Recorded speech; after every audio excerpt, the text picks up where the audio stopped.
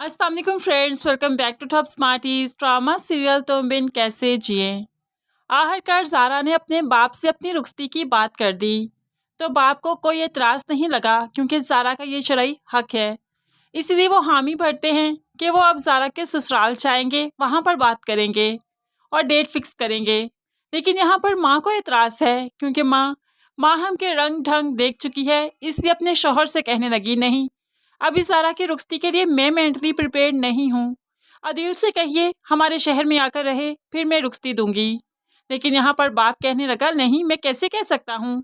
अदील अपनी माँ का वाहिद सहारा है, उसकी बहन की तलाक हो चुकी है, वो भी उनके घर में है। ऐसे में मुनासिब नहीं लगता कि मैं उन्हें कहूँ कि अदील को ज़ारा के लिए यहाँ आना पड़ेगा। वो उनका अपना मसला है। अदील बहुत समझदार है, वो जैसे जहाँ रखेगा ज़ारा को हमें कबूल है। मैं साथ के साथ कल जाऊंगा और रुखसती की डेट फाइनल करूंगा। ऐसे में साथ को जो मालूम पड़ा कि ज़ारा रुखसती चाहती है तो वो ज़ारा से कहने लगा, ये तुम्हारा जज्बाती फ़ैसला है, तुम सोच समझ कर रुखसती का फ़ैसला करो। लेकिन ज़ारा जो परेशान भी हो चुकी है, लेकिन वो अदील को भी बहुत चाहती है, इसलिए रुखसती का फ़ैसला तो वो कर चुकी और अदील को फ़ोन करके भी बता देती है कि मैंने बाबा से बात कर ली है, बहुत जल्द हमारी रुखसती की डेट फिक्स हो जाएगी। तो अदील कहने लगा, तुम्हें बात नहीं करनी चाहिए थी, मैं अपने तरीके से करता। अब ये सारी बातें माहम सुन रही थी। वो तो अपनी माँ को 2 की 4 लगाकर बताती है कि कितनी मुंह फट है ये, अपनी रुखसती की बात अपने बाप से खुद ही कर ली इसने। तो माँ को भी बहुत गुस्सा आया, इतनी तेज तरार लड़की को अपने घर की बहू बनाकर तो कभी नहीं लाऊंगी। अब अगले दिन ज़ारा का बाप और साद दोनों ही जाने के लिए तैयार थे। तो साद ज़ारा की तरफ सवालिया नज़रों से देखता रहा कि शायद जी अभी मना कर दे, लेकिन ज़ारा ने मना नहीं किया तो आखिरकार उसे जाना ही पड़ा।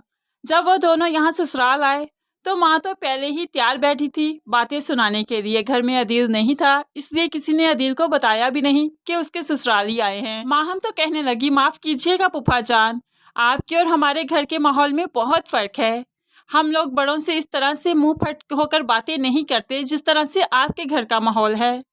तो यहाँ पर माँ भी कहने लगी, अच्छा तो भाई साहब आप बताइए, आपकी बेटी ने क्या डेट फिक्स की है, क्या ऑर्डर दिया है, कब हम बारात लेकर आएं, क्योंकि सब कुछ तो वही तय करती है ना आपके घर में। अब यहाँ पर बाप बातें सुनता रहा, जवाब नहीं दे पाया। लेकिन साथ कहने लगा, जब लड़कों को हक होता है अपनी शादी के बारे में बात करने का, तो लड़कियों को क्यों नहीं होना चाहिए। लेकिन यहाँ पर बाप ने सारी बातें अपने दिल पर ले ली और खामोशी से उठकर वहाँ से आ गया। जैसे ही रात के वक्त बाप घर पहुंचा, ज़ारा ने दरवाज़ा खोला। बाप की आंखें नम थी, सिर्फ ज़ारा के सर पर हाथ रखा और आगे चल दिया। ज़ारा पूछने की कोशिश भी करती रही, लेकिन बाप की तरफ देखकर हिम्मत नहीं हुई पूछने की। इसलिए तो वो अदील को फ़ोन करती है, अदील क्या हुआ, क्या बात हुई, बाबा ने तो मुझे कुछ नहीं बताया। लेकिन अदील को तो पता ही नहीं था कि फूफा जान घर में आए हैं। वो तो बहुत शॉक्ड हो गया, मुझे किसी ने बताया क्यों नहीं कि वो घर आए थे। लेकिन यहाँ पर ज़ारा का बाप जो कि सारी रात सोचता रहा, अपने ही अंदर घुटता रहा, तो तबीयत बहुत ख़राब हुई कि अचानक ही वो गिर गया, बेहोश हो गया।